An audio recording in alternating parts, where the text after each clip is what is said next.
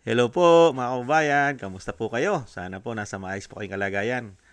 Ang inyong pong lingkod, si Kamanong po ay nagbabalik po muli at tayo po ay magsama-sama mag-komentuhan dito po sa Tambayang Makabayan. Mag-umpisa na po tayo. Ibalik tanaw lang po natin mga kababayan yung nangyari po. Dahil alam naman po natin na hindi po nila tinatantanan ang ating Vice President para po ma-impeach nila at nang sila po ay makaligtas sa kanilang mga pinagagawang kawalangian at katarantaduhan sa ating bansa. Hindi po ba? At dito po, balik tanaw po natin, lalo-lalo po kung sino po ang nag-cite and contempt. Dito po kay Attorney Zulaika Lopez. Hindi po ba? Ang isa pong Chief of Staff ni VP Sara. Isa niya po itong secretary sa Office of the Vice President. At dito po, talagang grabe po ang ginawa nilang panggigipit. Kaya nga po napakarami po nangyari eh. Hindi po ba? Nahandun po yung galit ng Vice President nung dalhin sa ospital. Meron pang pulis na siya pagsasara ng pinto nung sasakyan. Hindi po ba? Yung ambulansya. Pabagsakan pa ng pinto sa ulo ang Vice President. At syempre po, nahandun na po lahat ang kanyang galit hanggang sa sinasabi po ito pong gobyerno na binago ang Pilipinas ay talagang mga salot di umano. Ito po, ibalik tanaw po natin muli. At syempre, yung kinuha nilang testigo, patong-patong din pala ang kaso. Mga kababayan, mag-umpisa na po tayo, ibalik tanaw po natin.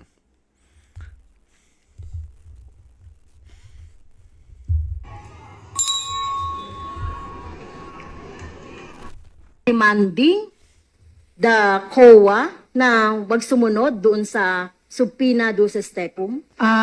If Your Honor, Mr. Chair, Please continue, Attorney yes, Lopez. if you read the entirety of the letter, it is really a respectful request sa Commission on Audit. We are not demanding them or instructing them. It is really a respectful request if you read in the Well, entirety. Yes, oo. Pero pag should kasi parang demanding na yon, commanding na yon para sa akin, no? And Okay? yes, and Okay, may I so also kung- add. Yes, kung hindi ito demanding, commanding, parang siga-siga ba yung Office of the Vice President na utusan yung OVP, Yung utusan COA. ang COA na hindi kami sundin ang Congress or House of Representatives? Your Honor, Mr. Chair, hindi po siga-siga ang OVP. It is really just a respectful request, Your Honor, for them to consider our position. Like all position papers filed, ito po yung we feel that these are the issues that we needed to raise. So, Okay. which we addressed to the Commission on Audit. Okay. So kanina, Mr. Chair, no, binanggit na ating mga colleagues yung mga dahilan, no, kung bakit mali ang paniniwala ng Office of the Vice President, kung bakit we are holding a hearing in aid of legislation dahil sabi nila wala pa daw batas o wala pa daw panukalang batas. So kaya nga tayo nag-hear ng, 'di ba? Malinaw naman na 'yan. Pero dito sa letter na ito, Mr. Chair, may plano talaga ang Office of the Vice President na mag-interfere doon sa ating conduct ng ating proceedings. Dahil dito, Mr. Chair. At I'm sorry, Attorney Lopez, no, dahil ikaw yung nakapirma dito. And according to our rule, one of the reasons on the undue is the undue interference in the conduct of proceedings. So may I move, Mr. Chairs, na nag-violate si Attorney Lopez dito sa ating proceedings or doon sa ating trabaho due to this Section 11 Letter F, undue interference in the conduct of proceedings. May I move to cite Attorney Lopez in contempt, Mr. Chair? I move. Your Honor, Mr. Chair, before you make the ruling, Any second? if I may be allowed, Any second to the motion? uh, Duly seconded? Is there any objection? Hearing Your none, the Honor. motion is carried. Respectfully, it was not the intention of the Office of the Vice President to... Attorney, wait for me to acknowledge you. Okay, I'm sorry. For that, Apologize. Demanding Nakita niyo po mga kababayan? Sino po nanggigipit? Sumasagot po si Atty. Zulaika Lopez pero kinontempt po nila. Hindi po ba? Sino po nag-contempt? Yung may kaso po convicted ng child abuse. Hindi pa nakukulong. Nakita niyo po? At si Chua. Yan po yan po nangyari. Hindi po ba? Excuse me po. At diyan po nagsimula ang lahat. Hindi po ba? Ito pa po mga kababayan. At tingnan po natin yung ginawa naman po ng pulis sa kanya kay Vice President Sara Duterte. Nung nasa ambulansya po si Atty. Zulaika Lopez.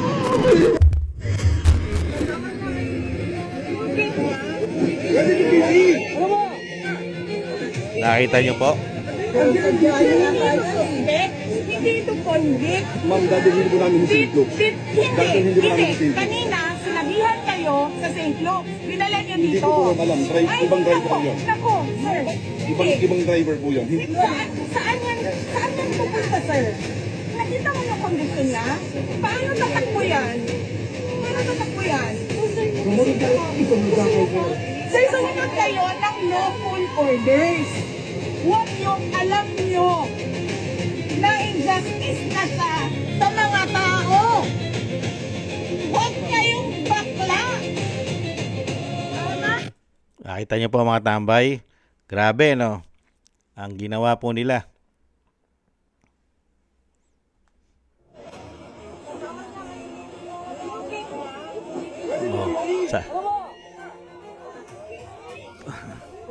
Nakita niyo po, yung pulis po, pagsasaran po ng pinto ng ambulansya ang Vice President. Nakita niyo kababastos, pati mga pulis. Grabe, no? At ito po, sumagot naman po dyan ng Vice President yung inaakusa po sa kanya. Ito naman po sagot ng Vice President. Doon sa sinasabing pagbabanta raw. Kakasuhan ang... My question now to the administration, is revenge from the grave a crime? So I have to die first. They have to kill me first. So now they can't kill me anymore unless they want to die. Remember, they are known for political persecution. They suppress and oppress opposition. They assassinated their political enemy. Ang hindi lang po nagawa ni Benigno Aquino Jr., hindi siya nakaganti kasi hindi siya nagbilin. But you know, Benigno Aquino Jr. is not Sara Duterte. So that's the playbook. Yes, lahat ng galaw ko, lahat ng ginagawa ko, kung saan ako, alam niya, alam nila, ganito ang gagawin sa security mo, imo-monitor ka. Oh, that's one threat. But that is a possibility. You see what they're doing right now? They are undermining my security. Hindi ko pa dinidiscuss ang galing sa PNP. Diba, meron kayong mga naririnig ng akusasyon ng nakawan dito sa ating gobyerno. Naririnig nyo ba na millions ang ninanakaw? Hindi, diba? Ang naririnig nyo, billions ang ninanakaw. Napakaliit na amount ang 150 million. So bakit kami magnanakaw ng 150 million? Ang problem sa 125, binigay siya sa amin December na. Requirement in government offices, you have to utilize money before December 31. They cannot be divulged in public. It will compromise lives and security of personnel who are cooperating or who are nandoon sa kabila na asset. You cannot. That is why it is called confidential funds. Yan po mga kababayan. Kaya nga tinatawag na confidential fund. Hindi po ba? Hindi mo pwedeng ibunyag lahat ng mga asset mo dahil malalaman ng kalaban. At yung 125 million, galing po sa Office of the President yun. December na nila binigay, kailangan po nila i-distribute agad yun. Hindi po ba? At nakita nyo naman po ang korupsyon. Bakit nga naman magnanakaw ang Vice President ng 125 o 150 million? Samantalang ang nakawan po ngayon sa gobyerno ay bilyon. Ganyan po ang ginawa nilang grabing pamumulitika sa Vice President. At ang matindi, yung kanila pong testigo na tumayo, yung testigo po mga kabayan na si Kalilong, si Mark Kalilong, ay isang damukal po pala ang issue. May kaso pa. Ayon po kay Attorney Vic Rodriguez. Ito po mga kababayan. Ibang klase po. Nag-uubos ng pera ang mga hayop na yan. Yung star witness ng prosecution na kanilang iniharap sa impeachment court. It's a total waste of time. Presenting him to be an expert na hindi naman pala. Tapos, hindi binanggit dito na meron pala siyang kinaharap na kaso at meron pang hiling na ilagay siya for preventive suspension.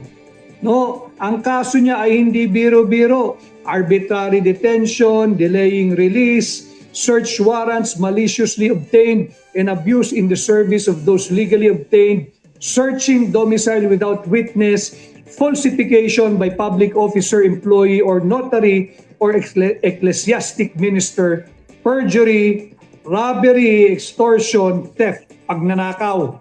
Mabigat ang kaso nito. It goes into the very character of the person presented to be an expert witness. Na gustong palusutin na siya ay eksperto at yung kanyang testimonya kahapon ay nagkabutas-butas na. Yung star witness ng prosecution. Nakita niyo po mga tambay, yung star witness po ng prosecutor o prosecution, mga kababayan, ay isang damukal po at patong-patong ang kaso. At pwede pang matanggal sa kanyang serbisyo. Nakita nyo po. Pero star witness po nila yan. Ito po si Kalilong. At alam naman po natin na makinukuha nilang star witness. Di ba yung isa? Yung isang star witness nila? Ano po kaso nung isa? Kidnap or ransom. Tapos si Trillanes. Tapos meron pa lalabas sila dyan. Kasi mamaya, di po ba? Alam naman po natin, mamaya. Meron naman daw po silang pasabog. Mga kababayan, nakita niyo po ang ginagawa sa kanya, kay Vice President. Grabing pamumulitika. Hindi po ba? Kaya nga lang po nakakalungkot. Pera ng taong bayan po inuubos nila. Nauubos po ang pera ng taong bayan na sana po yung nailalagay sa tama. Magkano po ang inuubos na pera sa hearing? Hindi bababa sa 25 million pataas. Ang gastos po nila dyan, di umano. Gada hearing, hindi bababa sa 25 million pataas. Hindi po ba? Ang ini-impeach nila ay 125 million o 150 million na sinasabi ng Vice President. Samantalang ang korupsyon sa bansa, trilyon, daan-daang bilyon. At ang nag-i-impeach, puro po magnanakaw, di umano. Na sila po ang nagparti-parte sa pera ng taong bayan, di umano. Di po ba? Kaya po mga kababayan, ang naniniwala na lang po sa mga hayop na yan, di umano, yung mga nakikinabang. Yung napartihan po ng mali-maleta, ng bag, malalaking sobre. At syempre, yung sinasabi po na araw-araw po ine-expose na ang Vice President ay ipinahayag po ng malalaking mainstream media na ang Vice President ay corrupt. Kailangan ma-impeach. Hindi po ba? Nagsama-sama po. Ito po mga demonyo na yan. Di umano, mga kababayan. Kaya po, wag na wag po tayong maniniwala sa mga tao na yan. Lalo-lalo po ito pong nasa House of Representatives. Ito pong grupo na nag-i-impeach sa Vice President. Ito pong grupo nila Luistro. Yan po sila Chua. Naku po. Wag na wag po kayo maniniwala dyan, mga kababayan. Dahil napakalaki na issue ng korupsyon sa kanila. Dahil nagkaroon lang po tayo ng sindikatong gobyerno, kaya po hindi naiimbestigahan ang mga hayop na yan. Dahil meron tayong sindikatong gobyerno. Hindi po ba? Pero kung yan po ay nangyari sa panahon ni dating Pangulong Duterte, mga kababayan, sa tingin nyo, uubra yan? Yung mga karakas na mga demonyo na yan, di umano? Sige nga, yung mga magnanakaw na yan, di uubra yan. Kaya lang, nagkaroon tayo ng presidente na tinatawag kasi ng kanyang ate na bangag at tinatawag din ng taong bayan na lupin. Kaya po nagkanda leche-leche po ang ating bansa, lalong-lalo po ang ating kapirahan. Kaya mga kababayan, yan po. At yan lang po yung mga ibang kaganapan ng mga nakaraan. Kung paano po nila ginigipit at kung ano-ano po ibinibintang nila sa Vice President, samantalang ang Vice President mismo ang nanganganib ang kanyang buhay, ang kanyang pamilya, at sa katunayan ang kanyang ama ay naipatapo na nila sa dahig ang kanyang ama. At siya naman ngayon ang pilit pinababagsak gamit po ang isang damukal na kasinungalingan. Pati po ang kanilang mga star witness ay isang damukal din po ang kaso. Unbelievable. Kaya po mga kababayan, mamya, tingnan po natin kung ano naman po ang kanila pong ilalabas na mga kasinungalingan sa atin. Tingnan po natin, abangan po natin kung ano na naman mga kasinungalingan yan. Hindi po ba? Maraming salamat po mga kababayan. Ingat-ingat po kayo. At thank you po sa mga nakagusto po ng Tambayan Mga Kabayan sa YouTube at TikTok. At ganoon din po sa ating mga subscribers, sa mga nagko-comment, like, share, and subscribe. At sa patuloy po nagsusubscribe, shoutout po sa inyo lahat. At thank you rin po sa mga nagbibigay po ng tulong. Shoutout po sa inyo lahat. Kay Eric Hershaw from Canada. Kay Jem Aris from United Arab Emirates. Ako si Pilam, Ani Jo. Kay Mary Natividad Blinden from Netherlands. Kay Tatay Nick from Toronto, Canada. Gayat Sena. Jesus Valdepena, Rolando Guerrero, Mila Yi. Felipe Shapno from Texas, USA. Ma'am Elby Sermani from North Miami, Florida, USA.